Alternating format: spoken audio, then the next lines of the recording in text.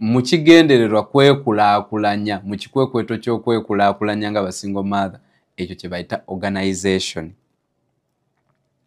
Kati ekyo kye bayita organization. The verb organize is also important here. Nti ekigambo verb ekikolwa kye bayita organize nakyo kya makulu nnyo okukitegeera. It means to make the necessary plans for something to happen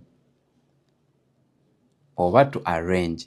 Nti kitegeeza ekigambo organize kwe kukola enteekateeka ezisaanidde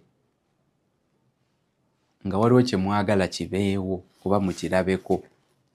To arrange kwe arrange nga kwe kutereeza. Do I really need to write much more? Nkyetaaga okwongera okunnyonnyola mu ngero tegeera.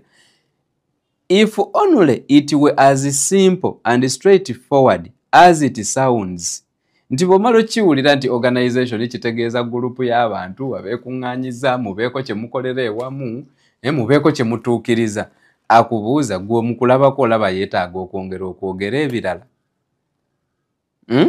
Naye n'abaana ndi naye singa kyali kyangu ng'era kiri straightforward nga muganda wange bw'okiwulira singa byangu.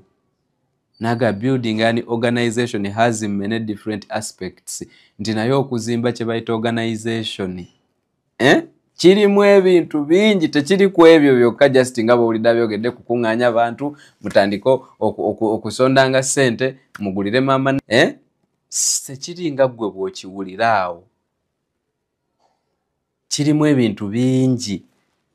Naga, can you tell me the importance of nearly each and every word in these three definitions? Nabuuza nti osobola okumbuulira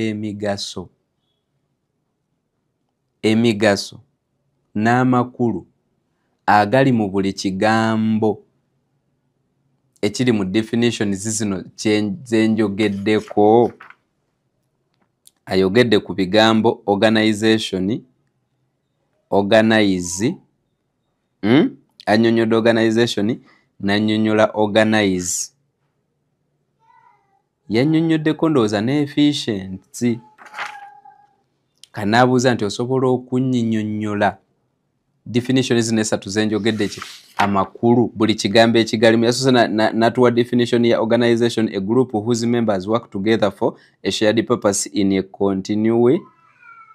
continuing way. Then n'agenda ku verb n'atugamba to make the necessary plans for something to happen. Okay? Nenga